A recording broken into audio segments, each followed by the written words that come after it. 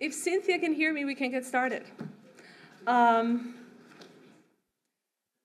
colleagues, our students in the Department of Sociology, and I are delighted to welcome Professor William Julius Wilson and all of you here in the audience to this year's McLaughlin Hakim Lecture.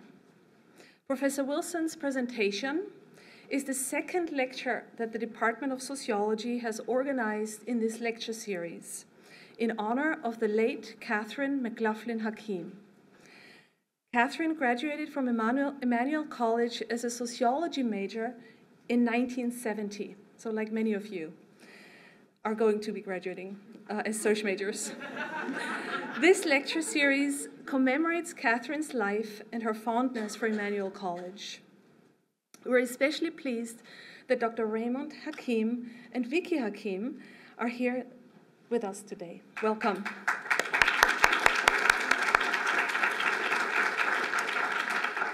Now, what's going to happen tonight? First, Bernadine Desanges, president of the Black Student Union and also a sociology major, will be introducing Professor Wilson and his work in a moment. But before she does so, I'd like to take the opportunity to say how excited I personally am that William Julius Wilson is here today to present on the issue of affirmative opportunity. I've known Bill since 2003, when I started working as an administrator at the Harvard Kennedy School in a program that was called Multidisciplinary Program in Inequality and Social Policy. And it's a tongue twister, but it is still a wonderful program. Bill has taught in this program, and he also directed it for a while. And as the director of that program, he used to be my boss.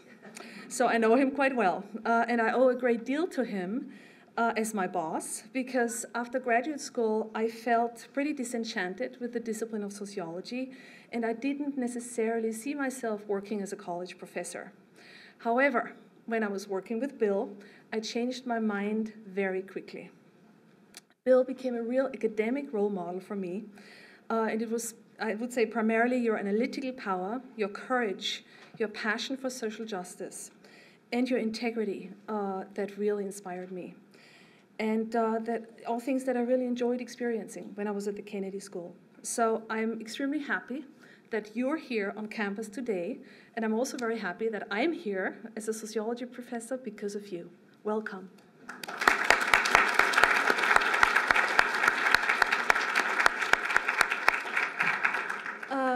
Professor Wilson will speak for about 45 minutes, and then we'd like to invite all of you to join us. Then there will be a Q&A for 15 minutes, and then we'd like all of you to join us in the Fenway room for a reception. And now, Bernie.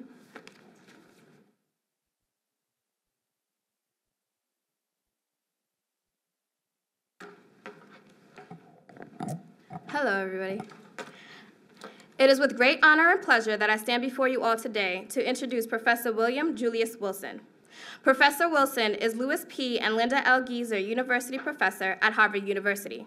He is also the director of the Joblessness and Urban Poverty Research Program at the Wiener Center for Social Policy at the Harvard Kennedy School.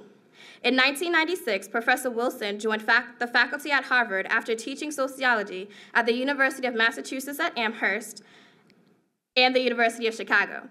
At Harvard, Professor Wilson is one of only 20 university professors, the highest professional distinction for a Harvard faculty member. Professor Wilson was also the past president of the American Sociological Association and has received 44 honorary degrees, including honorary doctorates from Princeton, Columbia, the University of Pennsylvania, Northwestern, Johns Hopkins, Dartmouth, the University of Amsterdam in the Netherlands, and New York University. He was a MacArthur Prize Fellow and has been elected the National Academy of Sciences, the American Academy of Arts and Sciences, the National Academy of Education, the American Philosophical Society, and the Institute of Medicine, and the British Academy. In June of 1996, Professor Wilson was selected by Time magazine as one of America's 25 most influential people. In 1998, he was a recipient of the National Medal of Science, the highest scientific honor in the United States. And in 2003, he was also awarded the Talcott Parsons Prize in the Social Sciences by the American Academy of Arts and Sciences. Professor Wilson is also the author of numerous publications, including The Declining Significance of Race, The Truly Disadvantaged, When Work Disappears, The World of the New Urban Poor, and The Bridge Over the Racial Divide, Rising Inequality and Coalition Politics. Most recently, Professor Wilson is the co-author of There Goes the Neighborhood, Racial, Ethnic, and Class Tensions in 4 Chicago Neighborhoods and Their Meaning for America, and Good Kids and Bad Neighborhoods, Successful Development and Social Context. Today, Professor Wilson will be presenting on affirmative opportunity in the Barack Obama era. Ladies and gentlemen, and faculty and students alike, please join me in giving a warm welcome to Professor William Julius Wilson.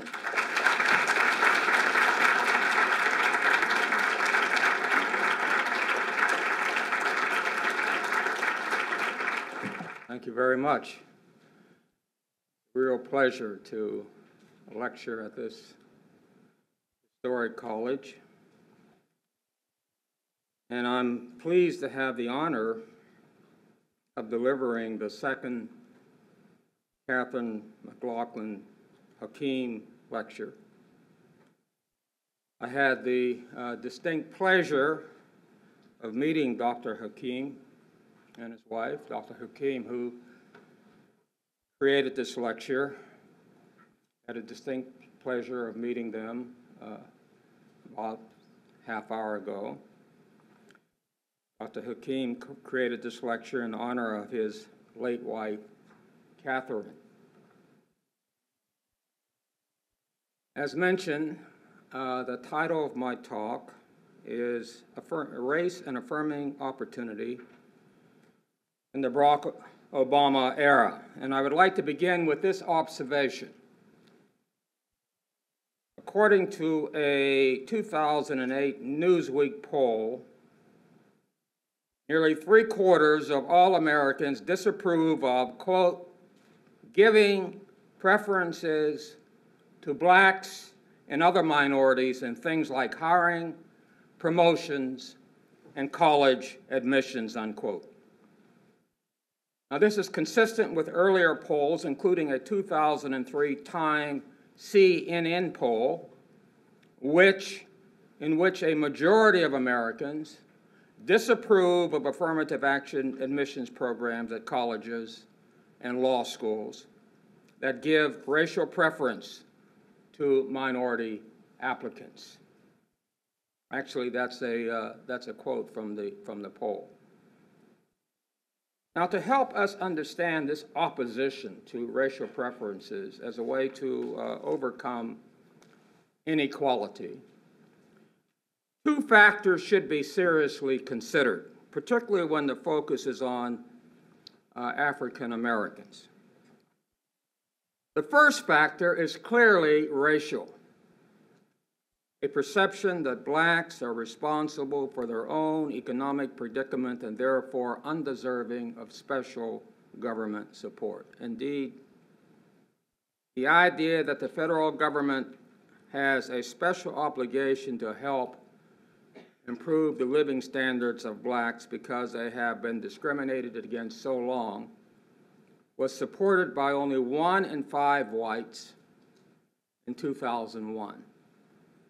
And has never exceeded support by more than 1 in 4 since 1975. Now, significantly, the lack of white support for this idea is not related to background factors such as level of education and age. Now, the second major factor in the opposition to perceived racial preferences is a heavy reliance on individualistic explanations of social behavior and social outcomes in this country. We can easily see that explanations focusing on the character and capabilities of the individual dominate American thinking. Consider studies on national public opinion. On the basis of an analysis of national survey data collected since 1969, the sociologists James Klugel and Elliott Smith concluded that, and I quote, most Americans believe that most Americans believe that opportunity for economic advancement is widely available, that economic outcomes are determined by individuals' efforts and talents or their lack, and that in general, economic inequality is fair, unquote. Now, indeed, responses to questions in these national surveys revealed that individualistic explanations for poverty, for example, lack of effort or ability, poor moral character, lack of work skills, were overwhelmingly favored over structural explanations. For example, lack of adequate schooling, low wages, lack of jobs, and so on. Structural explanations. Now, the weight Americans give to individualistic factors can be seen in their assessment of racial issues. In a 2008 Newsweek poll, 67% of Americans agreed with this statement, quote, "Blacks who can't get ahead in this country are mostly responsible for their own condition." Only 18% felt that, quote, "discrimination was the main reason black people can't get ahead these days," unquote. 18%. Now, likewise, a recent Pew Research Center survey reported that, quote, "fully 2/3 of all Americans believe personal factors, rather than racial discrimination, explain why many African Americans have difficulty getting ahead in life. Just 19% blame discrimination. Nearly 3/4 of U.S. whites, 71%. A majority of Hispanics, 59%. And even a slight majority of blacks, 53%, quote, believe that blacks who have not gotten ahead in life are mainly responsible for their own situation, unquote. And careful analysis of these data reveal that, unlike in previous years, younger African Americans are more likely to support this view than older blacks, believe it or not. Now, I believe that the emphasis on individualistic explanations of economic and social outcomes contributes to a good deal of the opposition to affirmative action programs, especially affirmative action initiatives that are seen as programs of racial preferences. Now, in response to cries from conservatives to abolish affirmative action altogether, some liberals have argued that we ought to shift from affirmative action programs based on race to affirmative action programs based on economic class or need. Although it is not readily apparent that a shift to class-based affirmative action would overcome the bias for individualistic explanations of social outcomes, it could be seen as nullifying some of the negative racial perceptions that undermine support for affirmative action. Specifically, a shift to class-based affirmative action would recognize that the problems of the disadvantaged, low income, crime-ridden neighborhoods, broken homes, inadequate housing, poor education, cultural and linguistic differences are not always clearly related to previous racial discrimination. Children who grow up in homes plagued by these disadvantages are likely to be denied an equal chance in life because the development of their aspirations and talents is hindered by their environment, regardless of race. Proponents of class-based affirmative action argue that people of color would benefit disproportionately from programs designed to address these disadvantages, since they suffer disproportionately from the effects of such environments. But the problems of disadvantaged whites and other comparable ethnic groups would be addressed as well. Class-based affirmative action. Now, despite the apparent appeal of this approach, if affirmative action were based solely on economic need, it would reduce opportunities for blacks. More specifically, it would result in the systematic exclusion of many blacks from desirable positions, since they would be judged by conventional measures of aptitude, and regardless of class, their scores on those tests are still likely to show the cumulative effects of race. By this I mean the effects of having one's life choices limited by race, the effects of living in segregated neighborhoods and being exposed to the particular skills and styles of behavior that emerge from patterns of racial exclusion, the effects of attending lower quality schools, de facto segregated schools, and of being nurtured by parents whose own experiences and resources have also been shaped and limited by race. A number of empirical studies have revealed significant differences in the family environment and neighborhood environment of blacks and whites that are understated when standard measures of socioeconomic status are employed. Take, for example, the question of family environment. Even when white parents and black parents report the same average income, white parents have substantially more assets than do black parents. Whites with the same amount of schooling as blacks usually attend better high schools and colleges. Furthermore, children's test scores are affected not only by the social and economic status of their parents, but also by the social and economic status of their grandparents. And this means that it could take several generations before adjustments in socioeconomic inequality produce their full effects or full benefits.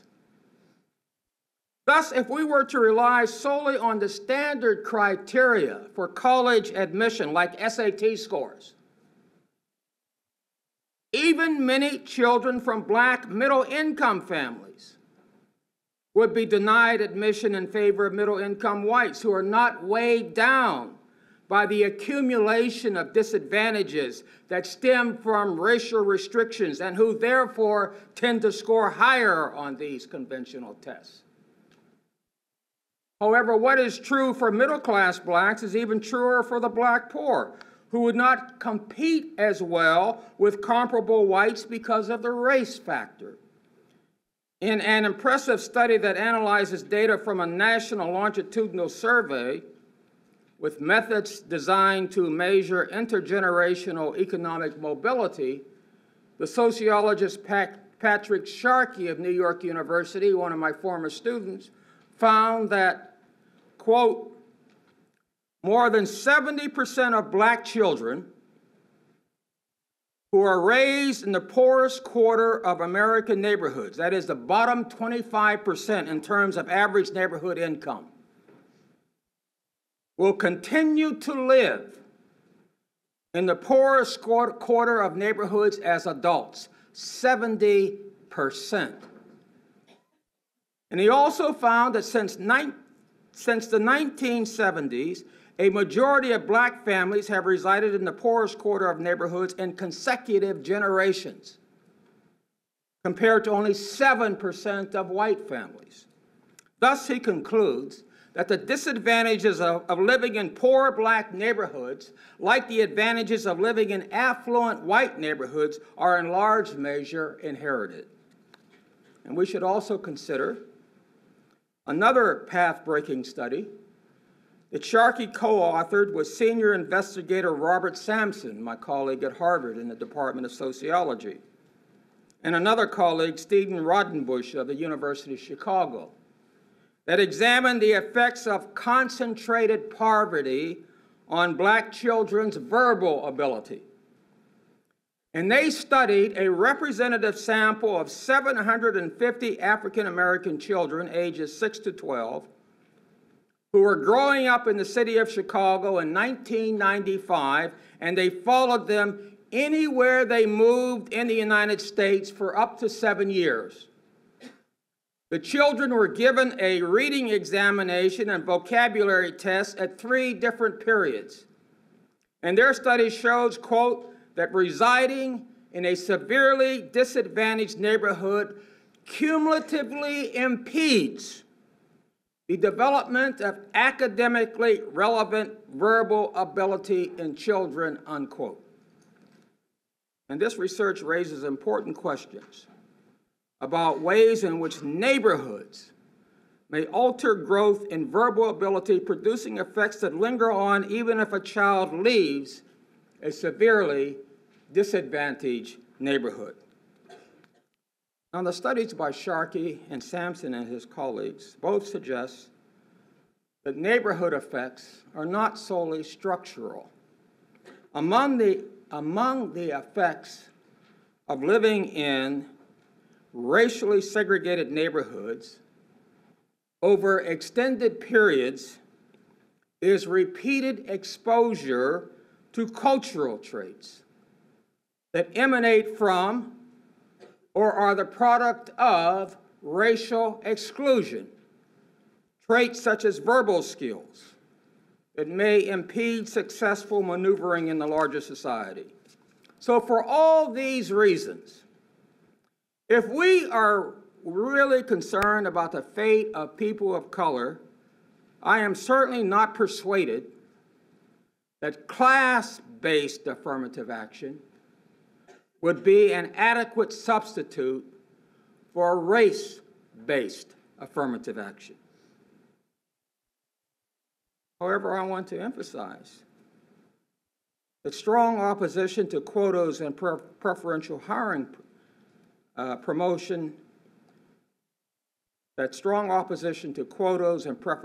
preferential hiring promotion and college admission in the United States should not lead us to overlook the fact that there are some affirmative action policies that are supported by wide segments of the population, including the white population, regardless of racial attitudes. Another colleague of mine in the Department of Sociology, Lawrence Bobo at Harvard, has pointed out the view that white opposition to affirmative action, the view that white opposition to affirmative action is monolithic, is distorted. Affirmative action policies span a range of policy goals and strategies. Some formulation, for example, some affirmative action formulations, for example, race-targeted scholarships or special job outreach and training efforts, can be quite popular. For example, studies reveal that although they oppose the, quote, preferential, unquote, racial policies associated with quotas for job hiring and promotion strategies designed to achieve equal outcomes, most white Americans approve of opportunity-enhancing affirmative action programs, opportunity-enhancing affirmative action programs, such as race-targeted programs for job training and education. In the 1990 General Social Survey, 68% of all whites favored spending more money on the schools in black neighborhoods. especially for early education programs, and 70% favored granting special scholarships to black children who maintain good grades in school. In their large 1999 survey of households in the Boston metropolitan area, Barry Bluestone and Mary Huff Stevenson found that whereas only 18% of the white male and 13% of the white female respondents favored or strongly favored job preferences online for blacks, 59% of white males and 70% of white females favored or strongly favored special job training and education for blacks. Finally, in another national survey, the political scientist Carol Swan found that a majority of respondents, black and white alike, felt that consideration should be given in college admissions to obstacles or hardships that a student had to overcome. In other words, colleges ought to evaluate a student's potential, at least in part, on the basis of his or her successful navigation of difficult circumstances in, say, high-risk environments. In addition to the standard questionnaire, Swain's survey presented respondents with vignettes that describe college admission and employment situations without using code words, such as, quote, preferential treatment, unquote. Though responses to the standard questionnaire revealed a clear rejection of the idea that racial preferences should guide admissions decisions, these respondents seem to be asking university admissions officers to take into consideration factors other than the conventional academic criteria. And Swan concludes that, and I quote, "The majority of Americans, both white and black alike, are not enthusiastic about racial preference programs, but can agree on affirmative action-related issues once we move beyond the racially inflammatory code words found all too often in existing surveys," unquote. And as the sociologist Jerome Carabole reminds us, while it is true that Americans worry about quotas, and they worry about, quote, unqualified, unquote, people being hired, promoted, and admitted to colleges and universities, they also recognize, quote, that the playing field is not level and that programs are needed to ensure equal opportunities for minorities and women, unquote. Now, in this connection, NBC News Wall Street Journal national poll conducted in 2010 revealed that 63% of the respondents agreed with the following statement: affirmative action programs are still needed to counteract the effects of discrimination against minorities and are a good idea as long as there are no rigid quotas, unquote. So this is what I'm trying to say. Programs that enable people of color to take advantage of opportunities are less likely to be perceived as challenging the values of individualism and the work ethic. The implications for political framing are obvious. Opportunity-enhancing affirmative action programs are supported because they reinforce the belief that the allocation of jobs and economic reward should be based on individual effort, training, and talent. And implicit in this argument is a view that the remedy does not have to consist of numerical guidelines or quotas. The remedy can be a different set of evaluative criteria, new, more flexible, yet merit-based criteria of evaluation, criteria that are more accurate, than the conventional tests, engaging the actual potential of Black Americans to succeed. Indeed, it is not readily apparent to what extent the standard measures of aptitude like the SAT or the law school admissions test, or even a test widely used for promoting police officers, measure real merit and not just privilege. The research reveals that for most applicants, these tests are only tenuously related to future performance. High school grades consistently predict college freshman grades more accurately than the SAT in both selective and non-selective colleges, and little predictive power is gained by combining the SAT with high school grades. And while some cognitive test scores may correlate better with outcomes, even these do not necessarily measure important attributes that also determine performance, such as perseverance, motivation, interpersonal skills, reliability, and leadership qualities. For example, if you compare a youngster from the ghetto of Roxbury, or the ghetto of East Harlem, or the ghetto of Harlem or East St. Louis,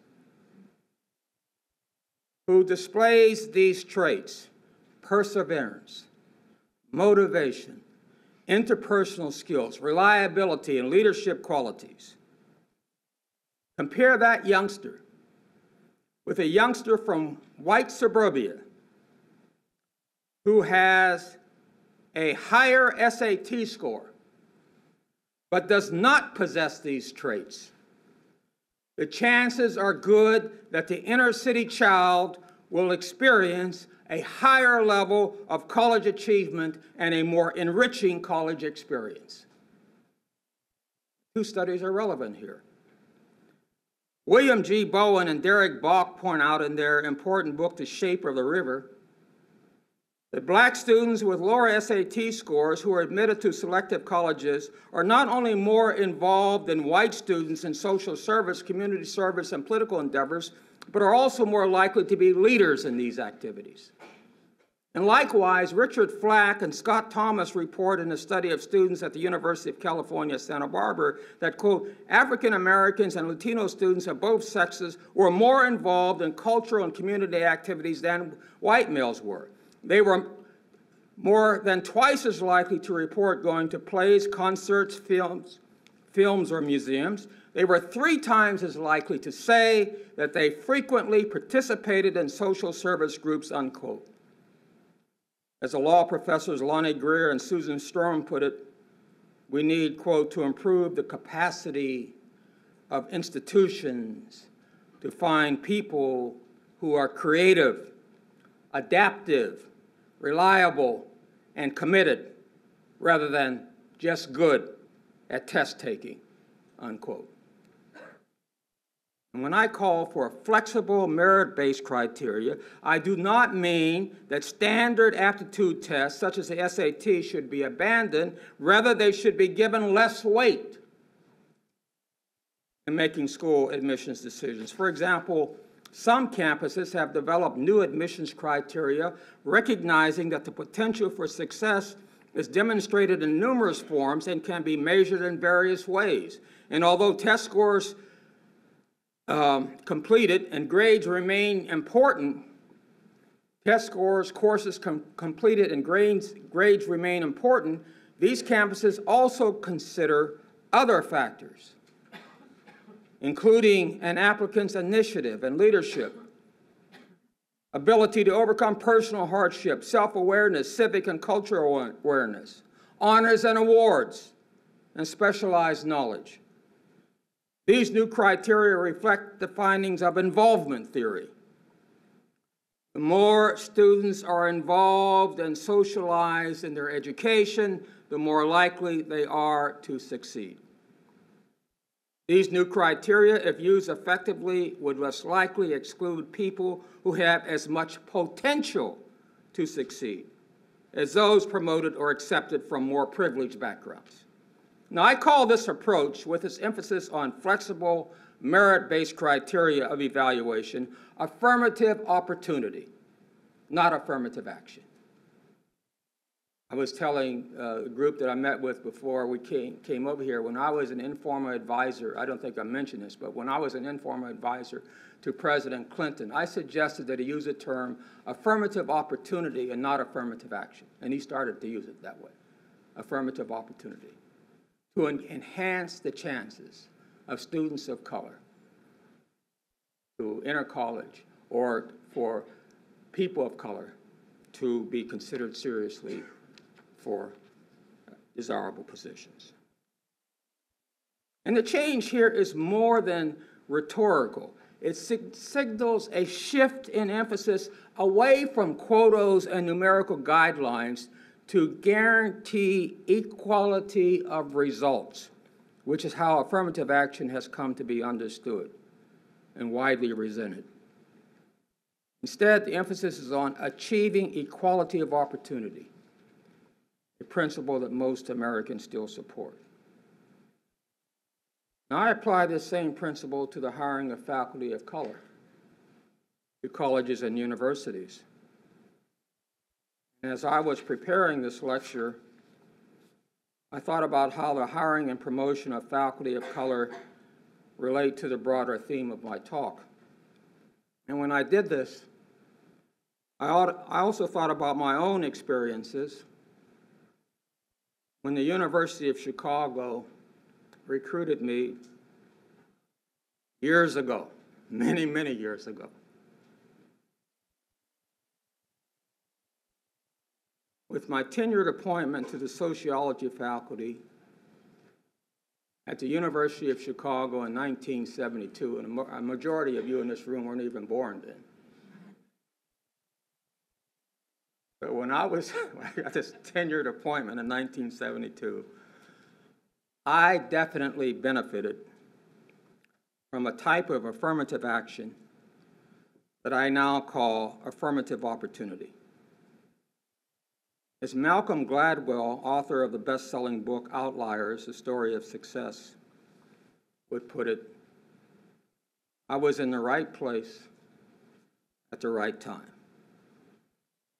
And given the emphasis on affirmative action in the early 1970s, the Department of Sociology at the University of Chicago was actively looking for a black sociologist to become a regular member of the faculty. And in 1971, I was teaching at the University of Massachusetts at Amherst.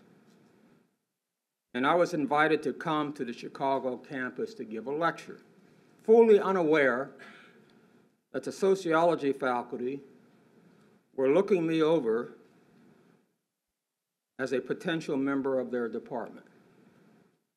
Luckily, I gave one of the best lectures I've ever given at that point in my career. I was relaxed. I didn't know my future job was on the line.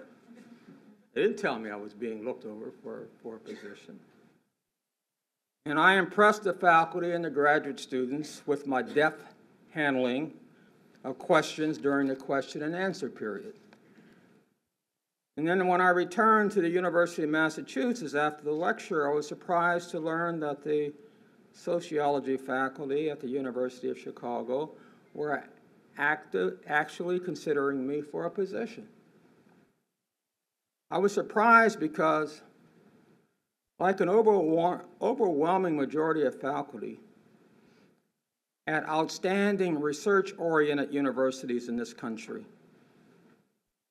the University of Chicago is one of the great research universities in this country, in fact, in the world. I was surprised I was being considered. Why? Well, I was not educated at elite universities. Therefore, the odds that I would end up teaching at outstanding universities like the University of Chicago and eventually Harvard were rather slim, in fact, very nearly zero. The senior members of the Department of Sociology at Chicago had read my articles, and they liked them. However, there was one problem when they were considering me. I had not written a book when they were initially considering me for a position. To be appointed associate professor with tenure in the Department of Sociology at the University of Chicago, a scholar had to have at least one book published. The Chicago sociology faculty knew that I had been working on a book entitled Power, Racism, and Privilege at the University of Massachusetts for several years. And in the fall of 1971, they invited me to come as a visiting associate professor for 1 year with a light teaching load, which gave me time to complete the book while I was there, and therefore provided them the opportunity to read a final draft of the manuscript to see if I was indeed qualified for tenure. See, I had tenure at the University of Massachusetts already. And the University of Chicago was on a quarter system at the time, and I had no teaching responsibilities during the first quarter, and I made good use of my free time, and I completed the book during the winter quarter of 1972. The tenured faculty in the Department of Sociology at Chicago, at that time, the #1 department of sociology in the world, Harvard's department is now #1, read the book in manuscript form, liked it, and voted to recommend to the central administration that I be appointed a tenured associate professor. Now, in relating my experiences here, I'm providing an excellent example of affirmative action, what I like to call affirmative opportunity, based on the use of flexible criteria of evaluation. As Morris Janowitz, the chair of the Department of Sociology, then told me, when they first read my articles prior to my lecture, they realized that I had the potential. And rather than eliminate me early in the review process, they decided to give me a chance to complete my book to confirm this initial impression. And Janowitz also informed me that they wanted to move quickly because, given the growing interest in hiring faculty of color at elite research-oriented universities, they were fearful that competing universities would rush to hire me. And they were right. I got a tenured offer from the University of North Carolina, Chapel Hill, just on the basis of my articles. So when I talk about flexible criteria of evaluation as applied to faculty of color, I would include evaluative criteria that gauge a candidate's potential to succeed. And in my case, their initial assessment of my potential turned out to be correct.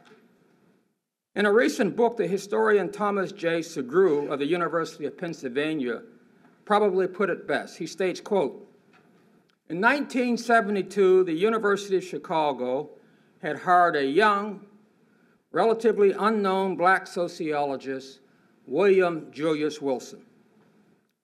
Wilson was a bit of a gamble for a hidebound institution like Chicago, with relatively few black faculty members and, despite its location, a small number of black students. Wilson lacked the Ivy League credentials, the European pedigree, the Chicago degrees of most of the university's faculty. But the gamble paid off. Wilson's 1978 book, The Declining Significance of Race, was a rare scholarly study that won both academic acclaim and a wide non-academic readership," unquote. So when I talk about flexible criteria of evaluation as applied to faculty of color, I would include evaluative criteria that gauge a candidate's potential to succeed. And in my case, their initial assessment of my potential turned out to be correct. I was eventually awarded the National Medal of Science, the highest at the White House, the highest scientific honor in the United States, because Sweden awards the Nobel Prize. Recipients of the National Medal of Science are selected by a 13-member committee from the National Academy of Sciences, who then send their recommendation to the White House.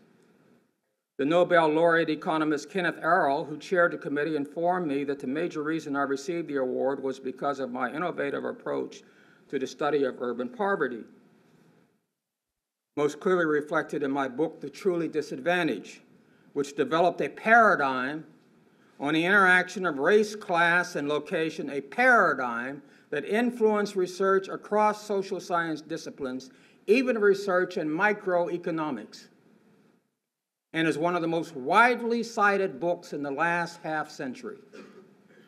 Now, I say all this not to brag about or highlight my own accomplishments, but to emphasize a point, but to simply draw from my own experiences to illustrate how affirmative opportunity can work in an ideal sense.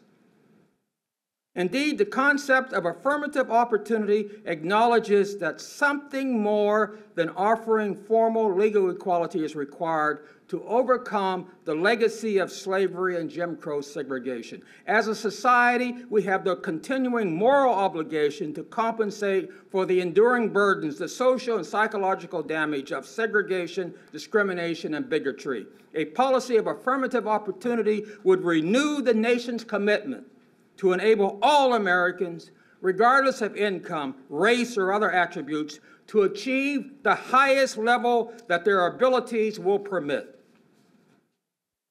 To repeat, it is so important to pay very careful attention to how one frames a discussion of affirmative action. The implications for political framing are obvious. Opportunity-enhancing affirmative action programs, what I like to call affirmative opportunity, tend to be supported by the American public because they reinforce the belief that the allocation of jobs and economic rewards should be based on individual effort, training, and talent. Now let me conclude by briefly discussing a very successful program that represents a model for opportunity-enhancing programs designed to help disadvantaged people of color. Programs which I would also include under the general category of affirmative opportunity. I'm talking about the Harlem Children's Zone. Now, the Harlem Children's Zone, by the way, what time is this lecture supposed to be over? Huh? 5:30? Okay. Just a few more minutes. I wanted to leave some time for this. I'm sorry it takes so long. The Harlem Children's Zone attempts to achieve what the social philosopher James Fiskin calls equality of life chances. Now, according to this principle, if we can predict with a high degree of accuracy where individuals will end up in the competition for preferred positions in society merely by knowing their family background, race, or gender, then the conditions that affect or determine their motivations and talents are grossly unequal. Supporters of this principle believe that a person should not be able to enter a hospital ward, healthy newborn babies, and accurately predict their eventual social and economic position in society solely on the basis of their race and/or economic class origins. Fortunately, in many urban neighborhoods in the United States, you can accurately make such predictions in a hospital ward. It's just unfair. Supporters of the principle of equality of life chances feel that it is unfair that some individuals in our society receive every conceivable advantage while others, from the day they are born, never really have a chance to develop their talents. Looking at a healthy newborn baby and predict where that child is going to end up in life, it says something about our society. The Harlem Children's Zone was developed by the visionary Jeffrey Canada, whose mission was to flood a number of blocks in Harlem, an inner city community in New York, with educational, social, and medical services to create a comprehensive safety net for the children in that area. More specifically, the Harlem Children's Zone is a 97-block laboratory in central Harlem that combines 2 reform-oriented public charter schools with a web of community services designed for children from birth to college graduation in order to provide a supportive and positive social environment outside the school. Now, Canada was able to get corporate leaders to support him. And in 2009, the Harlem Children's Zone had nearly $200 million in assets and a fiscal year budget of roughly $84 million, 2/3 of which is based on corporate funding. How many of you saw the feature of the Harlem Children's Zone on 60 Minutes? How many? Okay, so I don't know how. So the Harlem Children's Zone features over 20 programs that represent community investments to help empower individuals who live in these 97 blocks. Included in these investments are childhood programs such as Head Start, after-school programs such as tutoring, dance, karate, and family health and community programs. And one notable community program that represents a cultural initiative is the Baby College, which is a 9-week workshop for expectant parents and those with children up to the age of 3 that teaches these parents essential skills like reading to children, the importance of prenatal care, and alternatives to physical discipline. And the curriculum is based on the writings and counsel of the pediatrician T. Barry Brazelton and includes subjects that range from handling parental stress to discipline and parent-child bonding. Harlem Gyms is another major community initiative, an all-day pre-kindergarten program with a 4-to-1 child-to-adult ratio that is designed to develop the language and pre-literacy skills students need in kindergarten. The school investment programs features the Promise Academy public charter schools. The first academy, Promise Academy 1, was opened in 2004 with elementary and middle schools, and the second academy, Promise Academy 2, was opened in the fall of 2005 with an elementary school. Both academies will eventually reach a full K-12 set of grades, taking on a new grade each year. Students who enter the program are selected by lottery, and I will refer to the lottery winners, those who got in, as lottery winners, and those who were unsuccessful as lottery losers.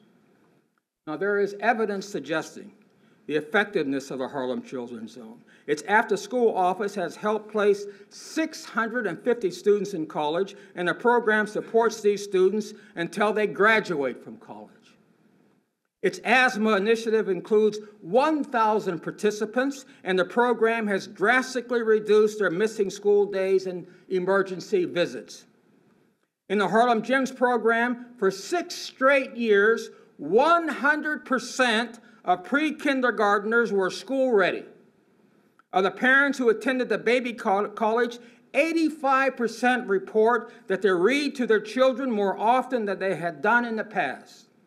This represents a change in cultural behavior. Finally, parent satisfaction in the Promise Academy public charter schools, as measured by the City of New York, is extremely high.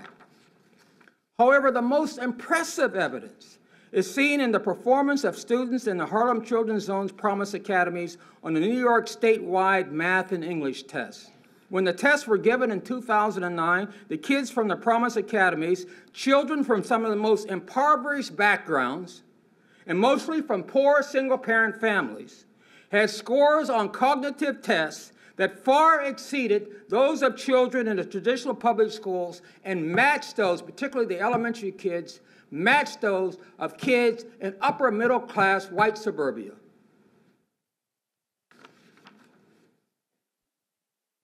And I think the closing of the English language arts gap in elementary school and significantly reducing it in middle school are especially noteworthy achievements. As I indicated previously, careful research reveals that living in poor, segregated neighborhoods for extended periods of time has an adverse effect on verbal ability as measured in the cognitive tests. And these effects linger on even after children leave these neighborhoods. So it is much more difficult to overcome the effects of living in chronically economically poor segregated neighborhoods on the verbal skills of older children. Nonetheless, even the English language art scores of students in the Harlem Children's Zone academies were significantly higher than those in the traditional public schools.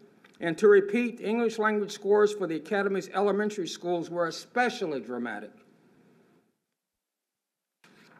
And now Jeffrey Canada and his staff have decided to select students from this program from a lottery at the time they're born. And as this program continues, the English language art scores will undoubtedly improve significantly for those beyond elementary school because they will have the benefit of the earliest exposure to the Harlem Children's Zone. This is very important because beginning in the earliest point in a child's life would be an effective way to offset the cumulative effects of living in poor, racially segregated neighborhoods. Finally, it should be noted that in a given calendar year, Promise Academy students are in school at least 50% more than a traditional public school student. 50% more. And this includes an extended school day with coordinated after-school tutoring and additional classes on Saturdays for students who need remediation in English language arts and mathematics skills. And a relatively short summer vacation, a ridiculously short summer vacation, 3 weeks. And I might add parenthetically that research reveals that the racial achievement score gap widens during the summer months. Why? Because the inner city kids go home and watch TV because of limited parental financial resources.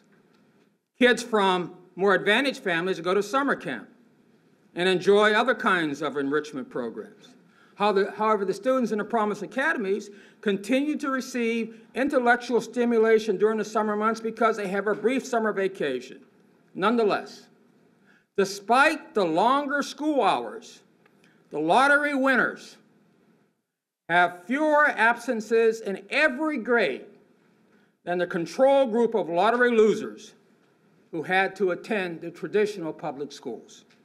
Now, this program, a program that enhances opportunities, clearly demonstrates that with sufficient resources and dedication, it is possible to achieve the goal of equality of life chances in this country, and thereby overcome the cumulative effects of chronic economic and racial subordination. Thank you for being so patient.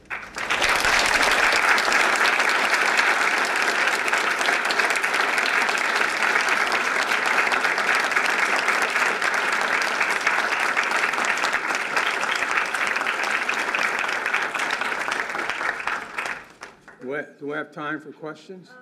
Let's say 5 minutes. Okay, all right. I'm sorry it took so long. I thought I had cut out a lot of stuff, but I didn't cut out enough. Right.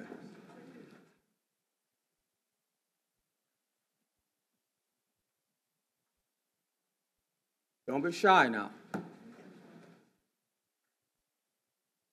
Okay, yes, sir. Thank you, first, Dr. Wilson, for coming and sharing with us. You mentioned that one of the sort of major stumbling blocks for trying to actually get people to get behind these kind of initiatives is the language. And I'm curious about and the code words that are sort of built into this. I'm curious about how much of this is about changing the language. Well, it helps, obviously, and it's reflected in the public opinion polls that if you use certain language and you frame a program in a certain way, you're more likely to get support. So this is one of the reasons why when President Clinton was considering whether to, how to deal with affirmative action, and I used to be informal advisor to President Clinton, and he finally decided to mend it but not end it. And I suggested some framing. And listen, he paid attention to what I had to say. I'm really proud of that. And one of the things I suggested was using the term affirmative opportunity, which is what he started to use. Framing is so very, very important. That's the first major step in trying to get political support for programs. I'm a big Barack Obama supporter, but one of my major criticisms of him is that he's done a terrible job of framing the issues in a way that would resonate with the public. I told the group earlier, the Republicans have put issues on a platter so that he could, and he hasn't taken advantage of framing the issues in a way that would resonate with the American public. He's starting to do that more now, but I hope it's not too late. Great presentation. I really enjoyed it. As far as affirmative opportunity, here at Emmanuel College, we are a predominantly white institution, and we stress diversity and making Emmanuel your place for a lot of our students here. But in relation to affirmative opportunity, how can clubs and organizations and students and faculty members, faculty and staff alike, really support that idea of affirmative opportunity on a day-to-day basis and within Emmanuel College's mission and longevity? Do you have any idea? I mean, I have quite a few. Well, come up here and share. I mean, you've obviously been thinking about this. I mean, you're more of an expert on this than I am. So come on up here and share your view. I'll give a lecture next week. Okay. Attend. Where is it going to be? It'll be here. All right. Make sure you're here to hear that. All right. Well, thank you very much for coming. I really appreciate it. And you've been a very attentive audience, which I also appreciate. All right. Thank you.